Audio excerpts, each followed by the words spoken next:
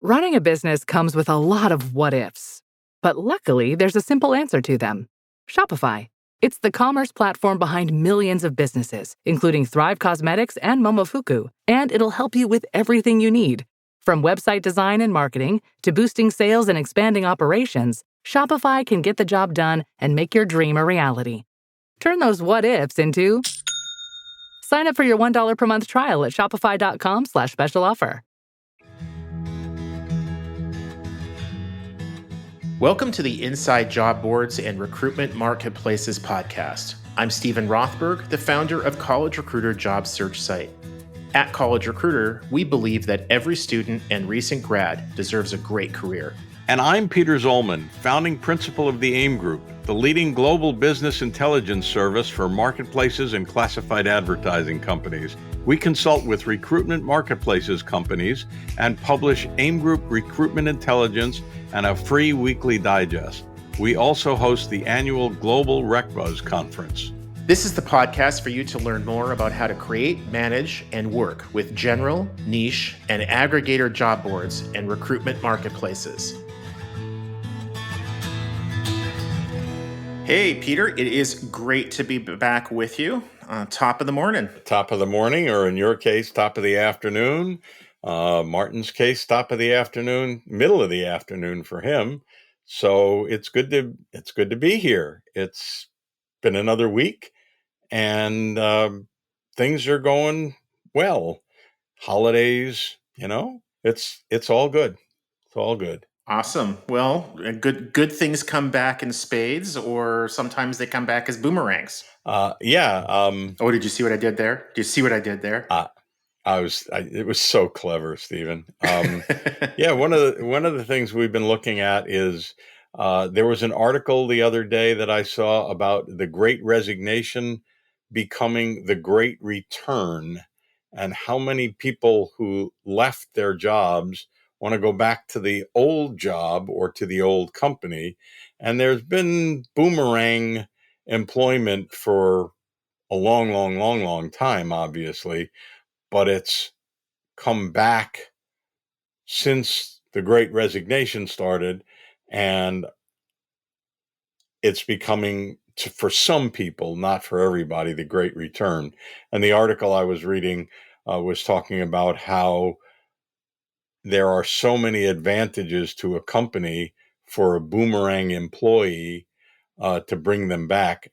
You don't have to teach them the corporate culture. You don't have to show them where the bathroom is. You don't have to show them how people write their memos or their emails or things like that. Great advantages, as long as they were a good performer the first time around. Bringing people back is not necessarily a bad thing. In fact, it can be a very good thing. We had two boomerangs recently at the AIM Group. We had Christo Volshank was with us for about 10, 12 years, and then he returned for a while this year. And John Zapp was with us for 4 years, and he returned for about 6 months before he unfortunately got ill and then passed away. So boomerangs can be a very good thing for a company, and job boards, recruitment sites, recruitment marketplaces can support that by encouraging their employers to look at former employees who want to come back. Yeah, absolutely. I think it's a wise employer that recognizes that a job today may not be a good fit, but that same job 3 years from now might be. You might acquire better skills. Your kids might be older and you're better positioned to travel. The company may have changed.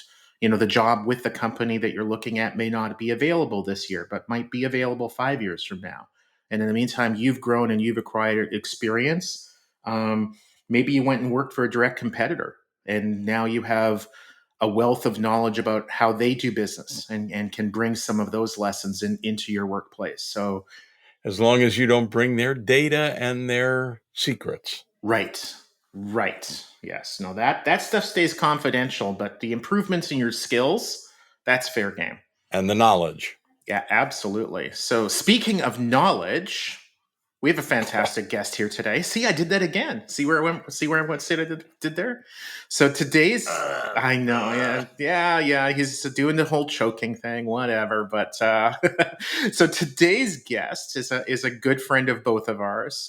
Lives in one of the most beautiful countries in the world, in Austria. It's Martin Lenz. He's the CEO of Jobiqo, and they power job boards and career sites for different media brands, associations, staffing companies, direct employers, job boards, etc. And if I'm not mistaken, I think it's in a couple of dozen countries worldwide, but we'll get into that. So, Martin, welcome to the Inside Job Boards and Recruitment Marketplaces podcast. Oh, thank you. Hello from Vienna. Hello from Europe. Thanks for having me, Peter, Stephen. It's great to be here. It's good to have you. We saw you not so long ago at RecBuzz in Amsterdam. One of the big topics there was AI. And artificial intelligence is, first of all, one of those things that lots of people say they really don't. But it's becoming more and more prevalent and more important. You want to talk about job boards, recruitment marketplaces using AI? Do they really? How does it work? How does it improve things, etc.? Yeah, absolutely. So I think first of all, the concepts of AI and machine learning, as most of us use, or deep learning, they exist already for a very long time. So the first concept starts in the early 50s and go back to the 80s maybe. But as of now, we now have the ability, we now have the data available to make use of those algorithms and models, and we have the computing power to make this data of use. And that opens up, we're just starting to understand what this really opens up. But when you ask me in terms of recruitment, advertising, or recruitment marketing, and job boards, I always like to look at the funnel first, so at the candidate journey. So when you get to a job board as a candidate, you start, like, maybe you start your search in Google or in any of the aggregators or on social media, and then the job board is trying to create your path towards the right job. And here's the first time where you can use AI. So you can use machine learning algorithms to optimize the social media spend that you have as a job board, the advertising that you spend as a job board, to get the best candidates at the lowest cost. And when the candidate is on the site, you can make her click on the right jobs by learning from the behavior, or like understanding what is really interesting to the candidate, so she gets the best experience on the search, but also on the application. So there's still small things, like narrowed use cases that we're looking at. So there is not this like big AI, like you go there as a candidate and it just tells you where to apply in 2 years.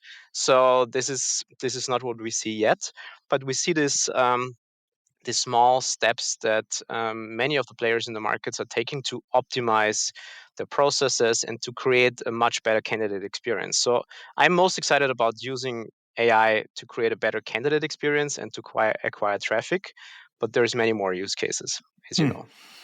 Interesting. One of the other things that we talked about with you at the RecBuzz conference in Amsterdam was about how job boards could minimize the impact of an upcoming recession on their businesses. I think it's pretty clear that there are definitely areas of the world that are in recession now.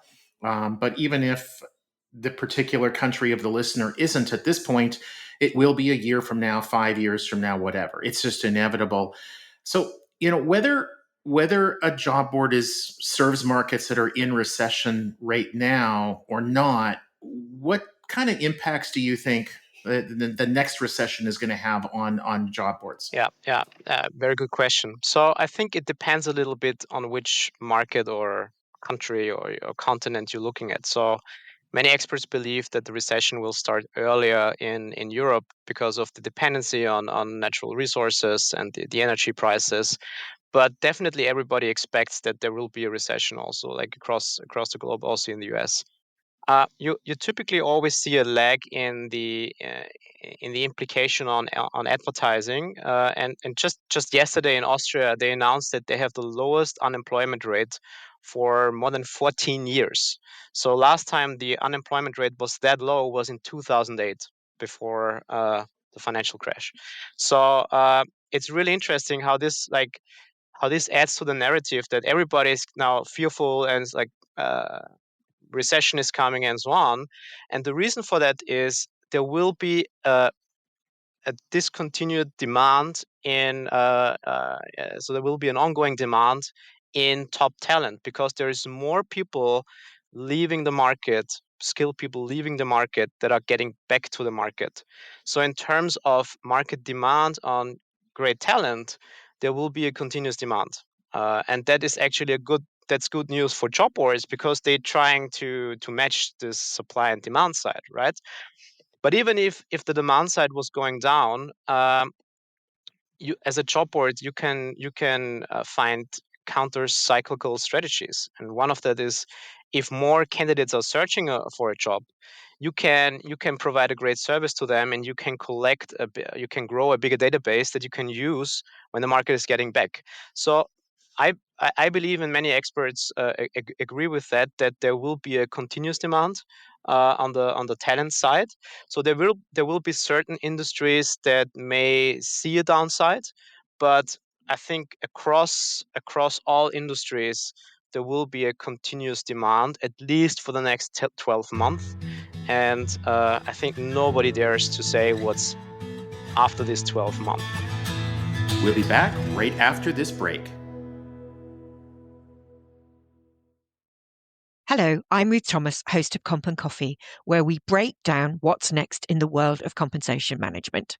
From pay transparency to performance alignment, we explore how businesses are rethinking compensation to drive impact, equity, and growth. So if you're shaping the future of pay at your organization, grab a cup and tune in. Listen on the Work Defined Podcast Network. Welcome back to the Inside Job Boards and Recruitment Marketplaces podcast. Because of demographics, obviously, a lot of people who have been in the workforce have retired or are retiring, and there aren't as many young people coming in as there were going out. How does a recruitment site play to that, capitalize on it, and what kinds of things can a recruitment site do to help fill the gaps and also help those younger workers who don't necessarily have the experience? So many of the job boards, I would say, mainly in job advertising, and they're typically very transactional. So if you just continue to provide your service the way you do, it can be fine, but you may miss out a big opportunity to reach this new audience of young people, or Gen Z. So those are people that are on TikTok, and they have different values, like when they go to a job. So it's totally different than if you talk to someone else, right? So I think finding a way to make your site or your experience appealing to those young candidates, and to convince and consult your clients, your employer clients, how to present themselves, because you can have the best candidate experience on your job board, but if it's a bad job, nobody will apply on it, right? And it adds to the bad experience, and in the end it makes the site feel bad. So understanding which channels you need to address, understanding what it means for young people and the next generation to use online services and job boards, and how you can advise employers how to present the job to them. I think that's critical to at least take some of the potential. Two quick things. First, I'll tell you a story, then I'll ask you a question. Dr. John Sullivan, whom you may be familiar with, he's a recruitment guy, been around for decades. drjohnsullivan.com wrote a great article about stories and how companies need to tell stories about the people who work for them and what they do for the people. Has a great article, and we've summarized it in our recruitment digest. It reminded me that job boards, recruitment marketplaces can help their employers develop those stories and include them in the employer branding, either for the employer on its own site or for the employer within the job board. So you mentioned TikTok. TikTok is not going away, even though they have at least temporarily given up on the TikTok resumes experiment. They have right now, they're working with Indeed in Singapore, of all places, on recruitment. Is TikTok and the broader question, the video resume, is that ever going to matter? Well, so starting with your anecdote on the storytelling, I would definitely agree. So storytelling is a very much underrated skill, and those folks who come out of the marketing space, they know what you're talking about. But if you go more like to the technical space, like, okay, why do I need storytelling? So we actually have a storytelling initiative within the company. So there's people practicing storytelling and getting people out of their comfort zone to have a presentation or to tell stories. So we're also working with an expert on that, because we truly believe that whatever knowledge you want to transition within the company, or you want to share within the company, it's always easier if you tell it in the right story, or if you find a good way of telling the stories. The video resume, I think it's an application of what can be done. So definitely everybody agrees that TikTok is a big thing for like the Gen Z, at least. But I talked to many job board owners, and the biggest success so far that they had is using TikTok as a channel to create more awareness about the brand, but they never really got good conversions out of it. But what really excites me is that no matter on what like big search platform or social platform you're looking at, everybody at some point takes a look at the recruitment vertical. There is no way around it. So Facebook did it, Google did it, TikTok does it, LinkedIn is in the game anyways. But it's such an important thing in your life and in the world, that you get ideas on those platforms what you can do. So we have clients that run apprenticeship platforms, for example, like people of 15 to 16 years old, and they use these storytelling mechanisms to talk about the job in a way that is appealing to those candidates. So they kind of discover, they use it as a discovery.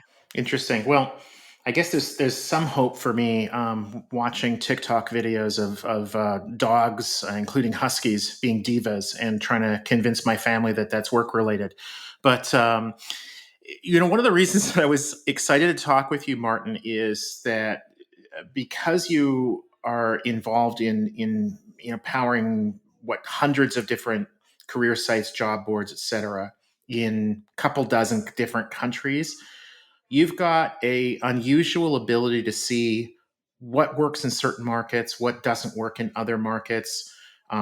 Learn from something happening in Bulgaria and bring that to the UK or whatever. Let's talk for a minute or two about monetization.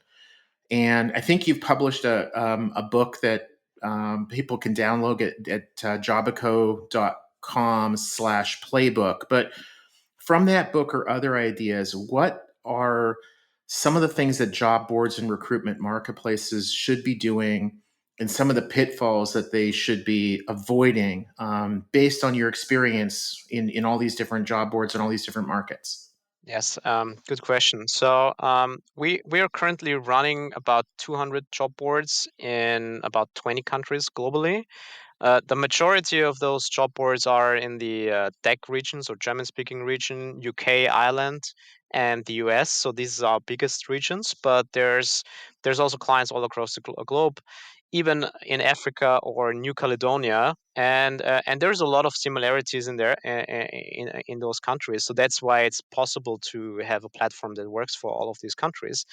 But in the end, it always depends a little bit on the main competitors in those markets, like what drives the most successful business models, so to say. So in the US and the UK, we see much more trend towards performance marketing, so PPC advertising and programmatic, at least for some industries, or high volume recruitment, for example.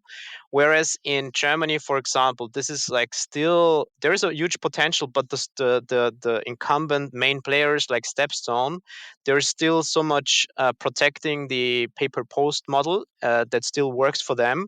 So everybody follows a little bit, has lower prices, and the pay per post for them is still the best model to look at. So when we segment the market, we try to understand how can we create value with our platform. That's why we came up with the job board model playbook that you can download on our website. And we looked at those segments in a way of, say, okay, there's traditional job boards, there's advanced job boards, and there's leading job boards, but it's not in terms of like a valuation, so to say, but depending on the market and the target audience you're working with and the clients you have, there's a certain demand on more traditional pay per post or maybe even print integration advertising, other than some markets or like some niches or some spaces with high volume. They're already very data driven. Clients want to see analytics, they want to see the performance, and they see it more like in e-commerce, and they will say, okay, what's my cost per application, what's my cost per hire, what's my cost per click, and they track this along the funnel. But definitely one of the fastest growing models is the PPC model, so the programmatic or performance based model. And also, we see a lot of hybrid models arising. So it's job boards that try to add the performance-based model on uh, aside the traditional pay-per-post model, if you wish, to kind of still stay in control what is happening, because it changes a lot in terms of like cash flow, and ability to sell those packages. What we did not see yet so much, we're also talking about monetization of candidates. So there is just a very low number of sites, a very limited number of sites. One of the most successful is, I think, Expertier in Germany, that also asks candidates for like a subscription fee.